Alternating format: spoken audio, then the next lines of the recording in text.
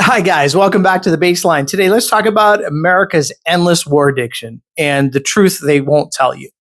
So, let's start with this. Did you know in 2025, the president of the United States dropped a bunker busting bomb on Iran's nuclear site without so much as a courtesy text to Congress? Yep. Well, welcome to the new normal, guys.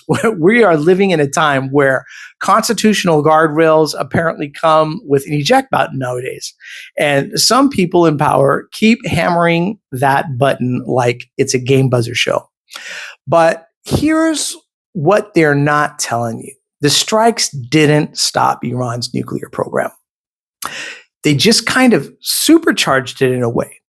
And the politicians you'd expect to fight back, well, many of them just shrugged and asked for a memo. So buckle up, because we're going to give you the truth behind the headlines, the spin, and the silence. And I encourage you guys to fact check me back and let me know what you guys think, whether I'm right or wrong.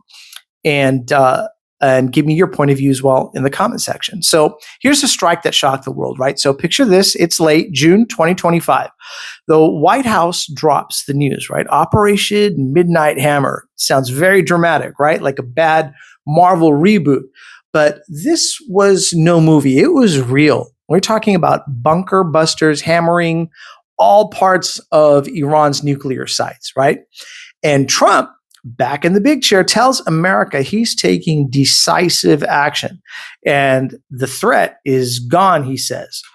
Now, Iran can't build nukes now, is what he reiterated. And a chunk of America really cheered, because to some, dropping bombs is just the ultimate flex.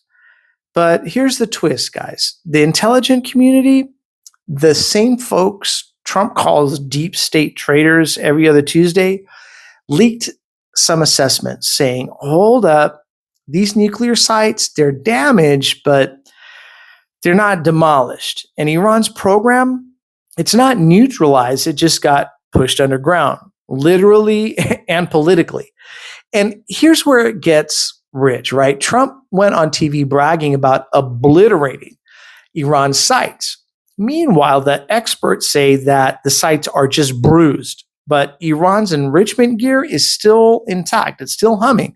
So the big question now becomes, did America really solve anything?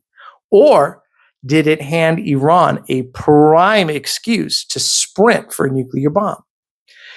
Which comes the constitutional side hustle that we're going to enter into right now. If you're old enough to remember high school civics, Congress is supposed to approve war.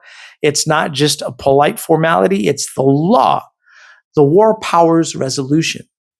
But the weekend strikes, surprise, Congress got a late night voicemail after the bombs fell. And the Democrats yelled, which is all they really do anyway, but they keep yelling, he broke the rules, but then mostly asked, why didn't you loop us in, instead of, why are we bombing another country again? And it's like, just imagine your neighbor breaks into your house, eats your leftovers, and your biggest complaint is, hey, you didn't text me first. That's what's basically happened here. And it's not the first time. You remember a guy named Soleimani? Back in 2020, Soleimani, Trump's drone strike in Iraq, Congress fumed back then. But here we are again. Same old unauthorized playbook. Same old shoulder shrugs and same old wussy-wuss Democrats that can't do anything. So here comes Israel, Iran, and now the real game that seems to be appearing. So let's zoom out, right? Because this story isn't just about one president's itchy trigger finger, right? It's about Israel too. So here's a fact. Israel's been sounding alarms about Iran's nuclear ambitions for decades. They've run cyber sabotage, assassinations, shadow strikes, you name it. But when it comes to flattening Fordow, that's a tough gig, because Iran's sites are buried deeper than my old high school report card that doesn't look very good, guys. But here's what analysts say. Israel hit first. They targeted parts of Iran's infrastructure, hoping Uncle Sam would finish the job for them. And, well, he did, or tried. So now we've got Israel. the US and Iran in a dance that nobody really wants to admit is happening. Each side is spinning the story to look tough for the voters back at home. But meanwhile, Tehran says, hey, you bombed us, cool. We're just going to enrich this uranium a little bit faster, a lot deeper, and maybe build the bomb you feared in the very first place. So this, folks, is what we would call a self-fulfilling nuclear prophecy. Now, if that makes you uneasy, you're not alone. Now, these are the 5 lies also that we keep telling ourselves about this stuff, right? So let's try to break this down, right? There are 5 lies we keep telling ourselves when it comes to Middle East wars. And the lie number 1 is we can bomb our way into peace. Well, let's do a history check for a moment. How'd that work out in Iraq? Afghanistan? Libya? Exactly. Just not very well. Lie number 2, Iran will fold if we just show some strength. Well, here's a fun fact. Hitting a nation's pride tends to rally them together. It's nationalism 101. Lie number 3, our allies always have our back. Sometimes they do. Sometimes they nudge us into doing the messy bits. And that's how alliances work sometimes, especially when nukes are involved. And lie number 4, Congress will hold the president accountable. Not Democrats, definitely not them. If they can find the time between fundraising emails and committee selfies, maybe they'll, I don't know what, but he would become lie number 5. It's different this time. Well, spoiler alert, guys, it never is. The Middle East is a powder keg that loves recycling old plot lines. It's crazy. So the fall guy comes now, right? Tulsi and the ghost intelligence. Let's take a quick sidebar just for the conspiracy crowd, right? The transcript I fact checked said Tulsi Gabbard was the director of national intelligence. Well, plot twist, she's not. Avril Haines was the DNI. Tulsi's been doing her own thing. No spy badge for her. But that detail shows how wild this moment is. In 2025, rumors and TikTok clips are becoming more trusted than actual press briefings. So when the real intel leaks contradict Trump's fireworks display, the White House points fingers. Traitors, disloyal. It's like a bad soap opera, except this script has real bombs involved. And it takes us to the loop that we just can't seem to escape. And here's the part that hits me the hardest sometimes. Some Democrats want to impeach Trump again over these strikes. They say it's unconstitutional, but impeachment and Democrats actually doing something, that's word lost its sting a long time ago. And that threat is empty if Congress won't flex the muscle. And meanwhile, Iran rebuilds. Israel waits for the next chance. The Pentagon prepares for the next briefing, and the American taxpayer foots the bill. And we all pretend the next round will somehow be different. But let's be real about this. There's an entire generation now that grew up knowing America is a country that always has a war somewhere. And that loop is exhausting. I can't imagine how exhausting it is for the troops. And unless we break that, we'll keep circling that drain.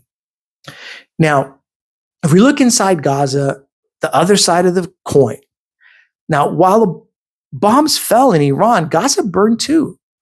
On a Democratic president's watch, mind you. Journalists on the ground risked and lost their lives to show us what's really happening out there. We've seen hospitals hit, kids starving, food lines turn into target practice, and the U.S. kept sending weapons. Human rights groups warned over and over again, and some Democrats spoke out, and others stayed quiet or worse, clapped along. God, Democrats are just the wussiest. I digress. Let's go back. So here's the irony, right? We talk about saving democracy abroad while ignoring democracy at home. And a democracy where half the population tunes out because they feel their vote doesn't matter at all anyway, especially when it comes to bombs and borders. Which brings us to the next chaos that's inside the United States, which is ICE and the secret police. So before we wrap, let's talk about ICE and not the frozen kind. We're talking about the immigration and customs enforcement kind. And under Trump 2.0, ICE didn't chill out. It geared up. Masked agents, raids, citizens grabbed in parking lots because they look undocumented. And some folks were wrongly detained for days, American citizens. So this agency has more power than it ever did. And Democrats, many campaign on reform, but rarely swing the axe. I mean, Democrats are just useless. But abolish ICE, they tried that slogan. They ran from it when the polls looked scary. So what do we get now? Secret raids at IHOPs, families torn apart. Meanwhile, the same politicians who promise compassion and keep signing off on billions of more detention centers, I don't know. Where does it leave us? So where does this all leave us? So if this episode feels a bit heavy, that's good. It should. This is the point, right? American power, both abroad and at home, keeps stretching the lines of our Constitution, our humanity, our basic decency. And both parties, left and right, have dipped their toes in the same muddy water. This isn't about taking a side, right? This is about the United States, all of us. Now, we can't fix Iran or Gaza overnight. We can't rebuild immigration policy at a snap of a finger. But what we can do is refuse to buy the same stale lies and story over and over again. We should and we can call out this hypocrisy on the record, in public, in comment sections like this. That's how we break this loop. We have to do it together. And maybe, just maybe, if enough of us stay loud, our leaders will stop acting like the rules don't apply to them. All right, guys. Thank you so much for watching The Baseline. I really appreciate it. Stay sharp, stay loud, guys, and keep your minds open. We succeed only when we help our audience see more clearly, think more deeply, and act more with critical thought. And we only can do that together, right? So once again, thank you again for watching. I really appreciate you guys, and cheers, everybody.